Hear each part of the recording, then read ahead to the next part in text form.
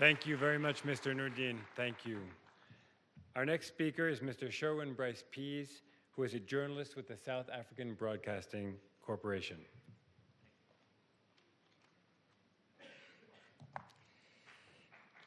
Thank you.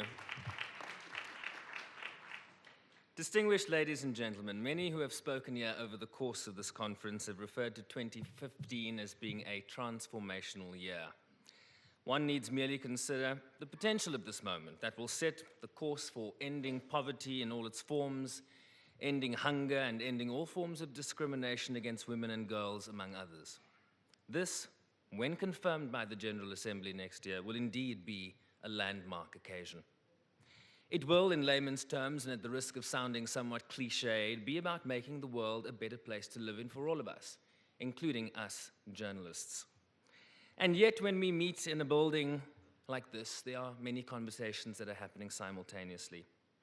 Up on the top floor of this Secretariat building, the Secretary General and his lieutenants have now for weeks been working to bring an end to the conflict between Hamas and Israel centered in Gaza. This week, the Libyan ambassador told the Security Council right next door that his country was at risk of descending into civil war. Spare thought for Iraqis, where the conversation is not about sustainable consumption patterns, climate change, or promoting peaceful and inclusive societies, but where great energy is spent on a daily basis just avoiding bullets and bombs, and where it's very difficult to plan just for the next day.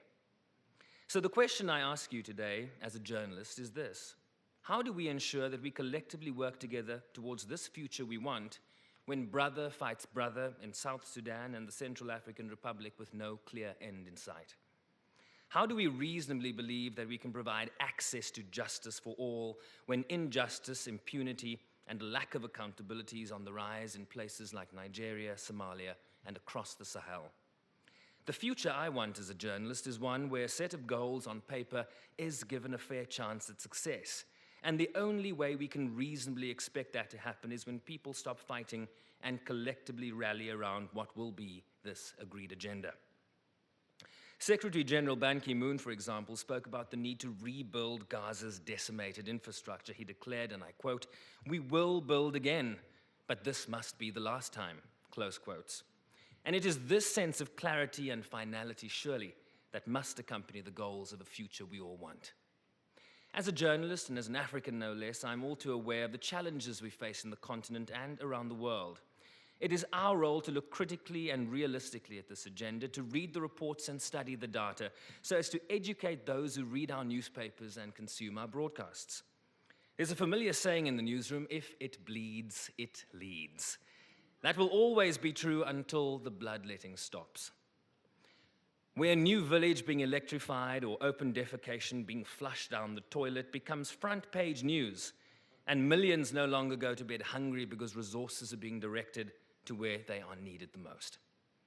The future I want is where billions spent annually on humanitarian convoys and refugees, peace negotiations and airstrikes are spent on skills development, infrastructure build, agricultural reinforcements, and ensuring we better adapt to the increasing challenges of a climate mad at all of us.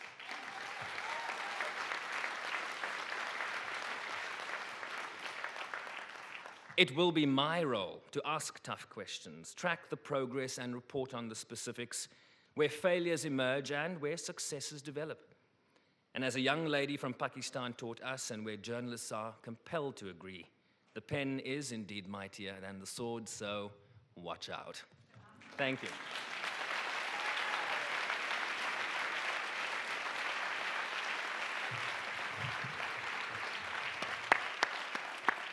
Thank you, Mr. Bryce-Pease. Our final speaker for the I Am the Future segment is Ms. Raline Beckers.